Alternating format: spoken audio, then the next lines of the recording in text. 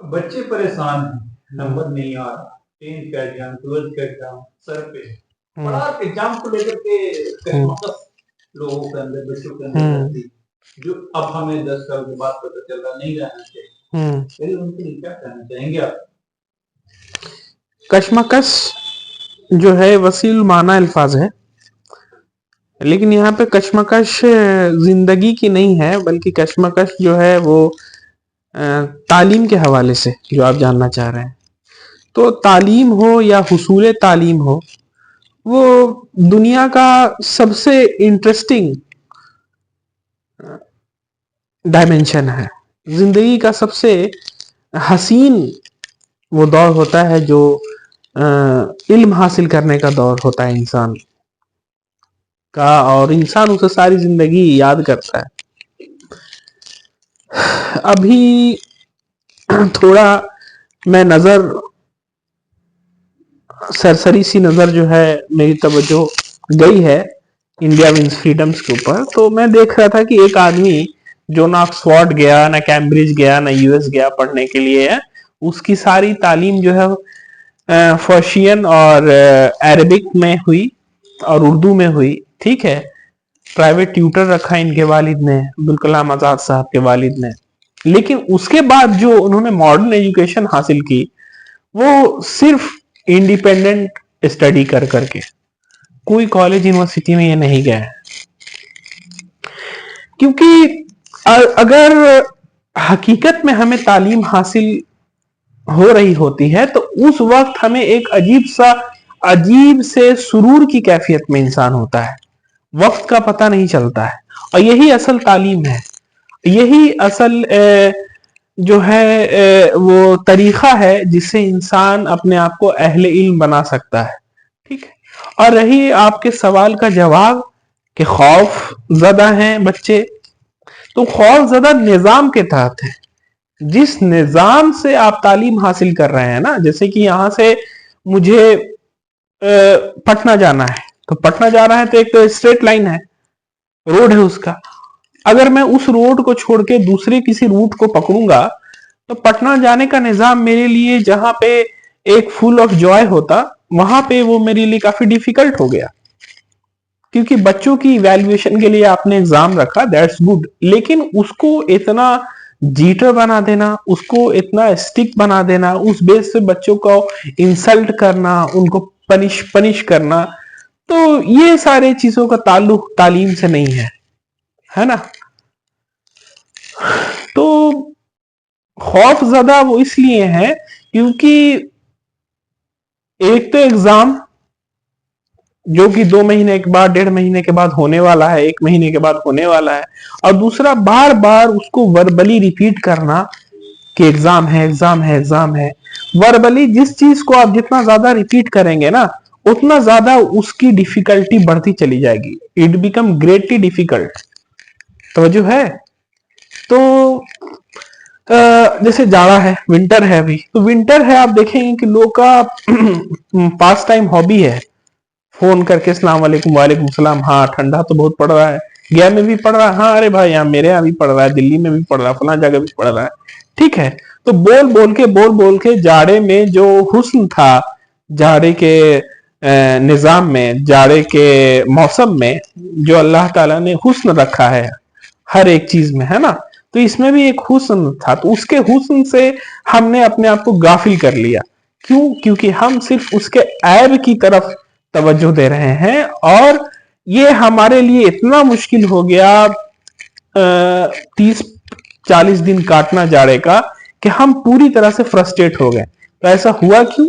ऐसा इसलिए हुआ कि हमने वर्बली बोल बोल करके डेली बेसिस पे 50 बार बोल रहे हैं एक दूसरे से, घर में भी बोल रहे हैं जाड़ा बहुत है, जाड़ा बहुत है, तो वो बढ़ गया। ठीक है, इसके पीछे एक साइकोलॉजिकल रीजन है, उसको कभी और डिस्कस करेंगे। यही चीज अप्लाई होती है ठीक बच्चों के ऊपर। एग्जाम है, ठीक है, this is the not exam of life, this is exam to just evaluate your performance and make sure that you should go to higher classes.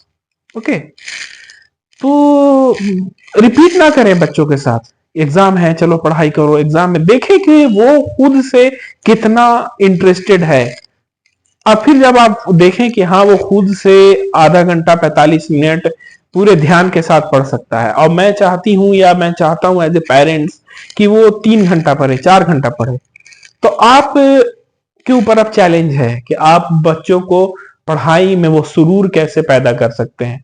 यहां पर से रोल शुरू होता है टीचर का और पेरेंट्स का। ठीक है, सिर्फ ये रोल नहीं है कि दिन भर में 50 बार उसको बोला जाए कि एग्जाम बहुत नजदीक है और उससे बुलवाया जाए। ये क्या करती है ना, माइंड को ये प्री ऑक्युपाइड कर लेता है। ये थॉट पूरी तरह से ओवरवेल्म कर लेगा माइंड को बच्चे के। एग्जाम है, एग्जाम है, एग्जाम में चारों तरफ से वही आवाज आ रही है, सोशल मीडिया पे भी वही आ रही है, ग्रुप चैट में भी वही आ रही है, पेरेंट्स भी वही बोल रहे हैं, स्कूल में 6 घंटा 8 घंटा है तो वहां भी यही बात बोली जा रही है, अपने फ्रेंड सर्किल में है तो वहां भी यही बात बोली जा रही है। ठीक है, इसका तालीम से कोई दूर दूर का कनेक्शन नहीं है। अगर रहता तो ये आदमी इंडिया का पहला एजुकेशन मिनिस्टर नहीं बनता जिसने कोई भी फॉर्मल डिग्री नहीं है इसके पास। अगर फॉर्मल डिग्री इनके पास है हाँ तो वो दरस निजामी की है, अगर फॉर्मल डिग्री इनके पास है तो मौलाना की है। मॉडर्न एजुकेशन का स्टार है ये आदमी। अगर अभी ये रहते ना तो जितने बड़े बड़े, वर्ल्ड की बात मैं कर रहा हूं, वर्ल्ड में जितने बड़े एजुकेशन के स्टार हैं इनके आगे फेल हो जाते। विदाउट एनी इंग्लिश डिग्री किसी भी सब्जेक्ट में, इंग्लिश मीडियम में इनके पास कोई डिग्री नहीं है। ये अपनी किताब में खुद लिख रहे हैं शुरू में कि मैंने इंग्लिश कितनी डिफिकल्टी के साथ सीखा है, कितना मुझे उसके लिए पापड़ बेलना पड़ा, उनके घर में अलाउ नहीं था, किस तरीके से इन्होंने एक ट्यूटर हायर किया, उसने उनको कुछ सिखाया है, कुछ दोस्त से सीखा है ना। फ्रेंच भी सीखने का शौक हुआ उनको, लेकिन उनको लगा कि नहीं अभी इंग्लिश सीखना बहुत ज्यादा जरूरी है, इंग्लिश को और मजीद मुझे टाइम देना पड़ेगा। तो फर्स्ट एजुकेशन मिनिस्टर है ये आदमी, सबसे इंपॉर्टेंट मिनिस्ट्री है एजुकेशन की, उसकी इंपॉर्टेंस अब अगर कोई भी आदमी को पकड़ के एजुकेशन मिनिस्टर बना दिया जा रहा है वो नहीं है। एजुकेशन का जो रोल था आज से जब न्यूली इंडिपेंडेंट हुई थी हमारी कंट्री, बहुत एडवांस रोल था, क्योंकि यही एजुकेशन है, यही अवेयरनेस है थ्रू एजुकेशन जिसने इंडिया को इंडिपेंडेंट स्टेट बनाया था। सबसे ज्यादा जो अहम तरीन मिनिस्ट्री है नंबर 2, जो सबसे वजनी कुर्सी जो है प्राइम मिनिस्टर के बाद एजुकेशन की ही थी। और एजुकेशन पे वही आदमी बैठता था जो इंसान उसका हामिल हो, जिस इंसान में उतनी सलाहियत, उतनी इल्मी कदूरत भरी हो कि वो पूरे इंडिया के एजुकेशन को गवर्न कर सके। सोचिए, वो आदमी है जिसके पास कोई अंबेडकर वाली डिग्री नहीं है, कोई लंदन स्कूल ऑफ इकोनॉमिक्स नहीं गया ये आदमी, कोई ऑक्सफोर्ड नहीं गया, कोई कैम्ब्रिज नहीं गया, तो शाइनिंग स्टार है इंडियन मॉडर्न हिस्ट्री का, शाइनिंग स्टार है। गलत है? आप कोई मजीद सवाल करना चाहेंगे इसके ऊपर? हाँ, तो ये देखिए क्या है, ये है इल्म। अगर अभी मुझे कह दिया जाए कि जनाब आप कोई नई लैंग्वेज सीखे, या आज के बच्चों को कह दिया जाए तो पूरी तरह से डर जाएंगे। इसमें डरने की कोई बात नहीं है। आप डर इसलिए रहे हैं क्योंकि आपके जहन को उस तरीके से प्रोग्राम कर दिया गया है कि कोई भी नई चीज सीखने के लिए हमारा एक तो माइंड ओपन है नहीं, और दूसरे जो चीज सीखना है उसको लेके हमारे बच्चे इतना ज्यादा खौफजदा हैं।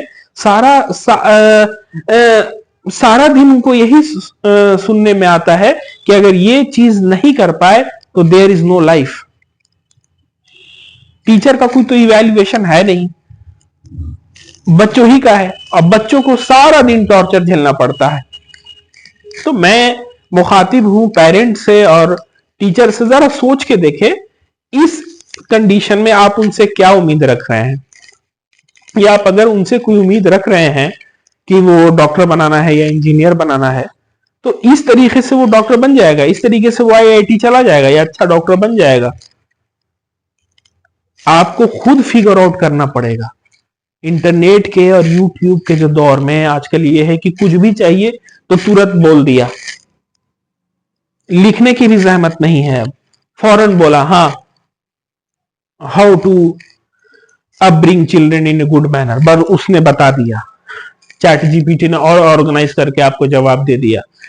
आपको अपना माइंड अप्लाई करना है। हर बच्चे की साइकोलॉजी अलग अलग है, आपको देखना होगा, आपको मेहनत करनी होगी बच्चे के साथ साथ। आपको सिर्फ लिप सर्विस नहीं देनी होगी कि फला पढ़ो, नहीं पढ़ोगे तो ये हो जाएगा। ये थॉट उसके अंदर गया, थॉट की अपनी अपनी वाइब्रेशन होती है, थॉट का अपना एक फ्रीक्वेंसी होता है। हमारा ब्रेन क्या है, फ्रीक्वेंसी ऑफ वाइब्रेशन ही तो है न्यूरॉन्स में जो हो रहा है, जिससे आदमी वर्ल्ड को, जो लाइफ को एक्सपीरियंस कर पा रहा है। इस तरीके का जो साइकिल चलेगा तो इससे बच्चा क्या बनेगा, है ना, फ्रस्ट्रेट हो जाएगा। कुछ बच्चे बाय लक कोइंसिडेंस फिट कर गए इस निजाम में, तो कह दिया कि फला जो है बहुत ज़हीन स्टूडेंट है, बहुत मेहनती है, बहुत अच्छा है, कहीं भी जा रहा है उसको लोग अप्रिशिएट कर रहे हैं। हाँ, उनका सुपर 30 में हो गया तो फला 30 में हो गया, तो अब वो आईआईटी जाने का रास्ता आसान हो गया। ये बकवास है, उसको पढ़ाई नहीं कहते हैं। पढ़ाई उसको कहते हैं कि वो किसी चीज का मोहताज ना हो, अब बगैर मोहताजी के वो कंट्री का सबसे हाईएस्ट पोस्ट संभाल रहा हो। जी, नेहरू इनके बेस्ट फ्रेंड हैं मौलाना आजाद के। ये जो किताब है उन्होंने नेहरू को ही डेडिकेट की है, my friend and my comrade. क्यों? कोई डिग्री नहीं है, एजुकेशन मिनिस्टर तो इनको ऐसी दोस्ती दोस्ती में थोड़ी बना दिया गया होगा। इतनी बड़ी कंट्री है, वो कंट्री पूरी तरीके से बिखरी हुई है, कोई इकोनॉमिक फंडामेंटल्स नहीं है कंट्री के, पूरी तरीके से कंट्री जो है इनफॉर्मल है, अनऑर्गेनाइज है, नए नए आजादी मिली है, किसी को कुछ पता नहीं है कि कौन सा रास्ता है, कैसे देश आगे बढ़ेगा। सारा कुछ प्लान करना है, सारा कुछ ऑर्गेनाइज करना है, एक एक छोटी से छोटी डिस्ट्रिक्ट तक को एक्नॉलेज करना है, वहां के एजुकेशन को डिटरमाइंड करना है ना। अब जिला स्कूल का जो आप देख रहे हैं पूरे सिस्टम, अब तो जिला स्कूल की अहमियत खत्म हो गई। जिला स्कूल का देखिए किस तरीके से जाल बिछा हुआ है, नेटवर्क बिछा हुआ है पूरे इंडिया में।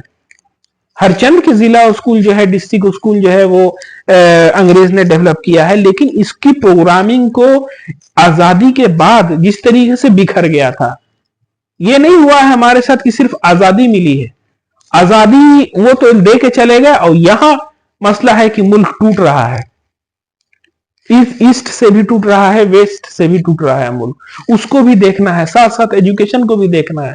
तो इंटरनल इंडिया का जो एजुकेशन है पूरी तरीके से नेहरू ने आंख बंद करके मौलाना आजाद को सौंप दिया, और इत्मीनान हो गए कि उनको दे दिया है, वो उनकी रिस्पॉन्सिबिलिटी है, वो अच्छे से पूरा कर लेंगे।